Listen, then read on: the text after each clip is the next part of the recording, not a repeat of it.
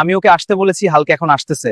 ওর সাথে আমার কিছু গুরুত্বপূর্ণ কথা আছে, কিন্তু সত্যি বলতে কি ওর সামনে গেলেই একটা চাপা ভয় কাজ করে। কখনো যে হঠাৎ রেগে গিয়ে বড় কোনো ঝামেলা করে বসে সেটা বলা যায় না। এমন টেনশনের পরে এসে দাঁড়িয়ে কথা বলাটাই কঠিন। তবুও সাহস করে ডেকেছি, আজকে সবকিছু পরিষ্কার করে বলতে চাই, দেখি শেষ পর্যন্ত কি হয়। চন্দ্র আমাকে কিসের জন্য ডাকছে? ওকে দে মরওয়াইয়ে, যদি ওর কথায় কোনো গরমিল পাই তোর চঞ্চল আমাকে কিসের জন্য ডাকছে? ওকে দেখলেই আমার মাথা গরম হয়ে যায়। যদি ওর কথায় কোনো গরমিল পাই তাহলে কিন্তু চুপ করে থাকবো না। সব ঝামেলার শুরুই ওর দিক থেকে।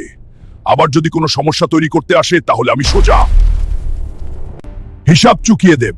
দেখি আজকে ও কি বলতে চায় আর কতটা সাহস আছে ওর সামনে দাঁড়ানোর। আরেকজনকেও আসতে বলছি। এখনো তোর কোনো খবর নাই? কি ভাবছিস তুই? আমার ধৈর্যেরও কিন্তু একটা সীমা আছে। সামনে আসলে ঠিকই বুঝিয়ে দিতাম কতটা সিরিয়াস আমি। বেশি বাড়াবাড়ি করলে কিন্তু ছাড় দেওয়া হবে না। Hey Hulk, looking strong. Hulk is always strong.